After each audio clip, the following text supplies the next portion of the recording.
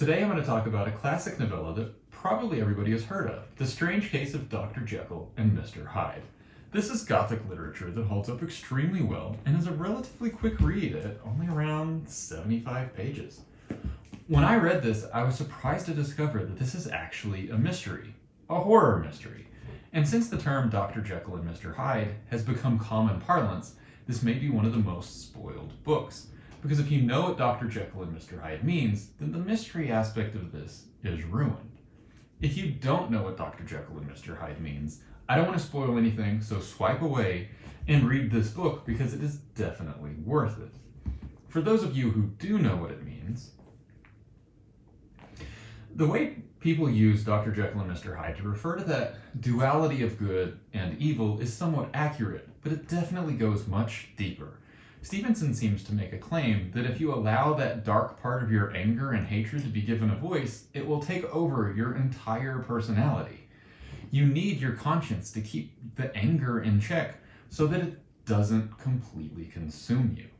No person is fully good or fully evil, and we always have to balance that dichotomy within us.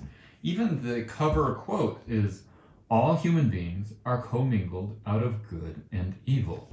The evil is something that exists within us, but it is also within us to subdue and control.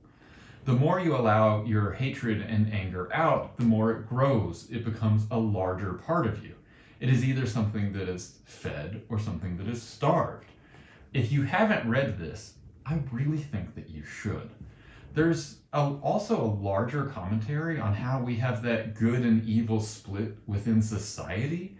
And that's somewhat more important these days, since so much of the world is being consumed by this anger and hatred and lies, and is morphing into that Mr. Hyde personality. When people discuss what you can get from fiction, this is a great example. You could almost define this as a well-written parable for anger management or self-help. I think this would be good reading curriculum in school. I understand why it isn't, since the vocabulary is somewhat advanced. But other than that, it's short, it's accessible and entertaining, and it has a poignant moral that we can all benefit from. Read this. It holds up.